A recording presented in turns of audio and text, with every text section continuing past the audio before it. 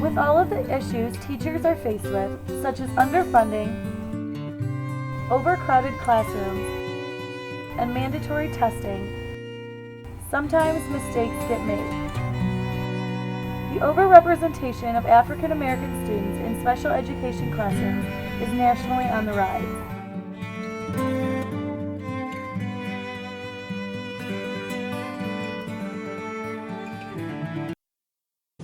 Within the past decade, the National Education Association conducted a nationwide study trying to determine what the characteristics and features were of the typical American classroom teacher.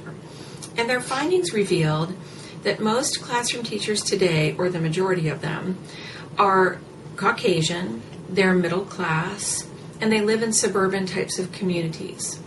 This is important information because it tells us that most American teachers are viewing children through the lens of the dominant culture. If these teachers are not really well versed in understanding cultures outside of their own, they may place their own cultural standards on children who are coming from different backgrounds, whose families have different values. And this lack of awareness can lead to misassumptions about children from minority backgrounds, which I think is what leads to the overrepresentation of children from minority backgrounds in special education. African American youth ages 6 to 21 account for 20.2% of the special education population and only 14.8% of the general population. They are 2.9 times as likely to be labeled cognitively impaired, 1.9 times as likely to be labeled emotionally disturbed, and 1.3 times as likely to be labeled as having a learning disability. What can be done to prevent these mistakes? The reasons for this are multiple, but one of the current reasons that persists is that we have a lack of understanding of different cultures. And because the dominant culture is the primary teacher in our American public schools, they tend to view students through their own lenses. We know that most children who live in poverty, the preponderance of them are children from minority backgrounds. And this puts them at an automatic disadvantage when they enter a school that expects middle-class standards.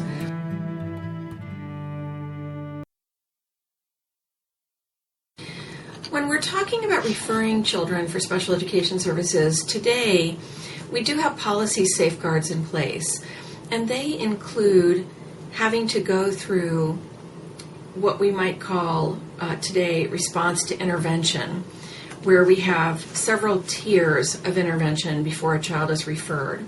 The teacher becomes accountable then for explaining in what ways he or she modified the curriculum, adapted their way of teaching to meet the child's needs, and then at the second level, the ways in which they sought out support from other professionals. So that is one safeguard. Another safeguard is to be sure in our teacher preparation programs that we are preparing students to understand cultural diversity, linguistic differences, issues revolving around poverty. And I frankly think that's the most important safeguard.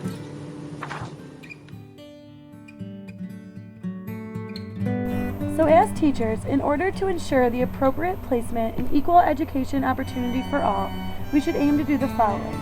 Establish an appropriate pre-referral intervention process to provide students support in general classrooms.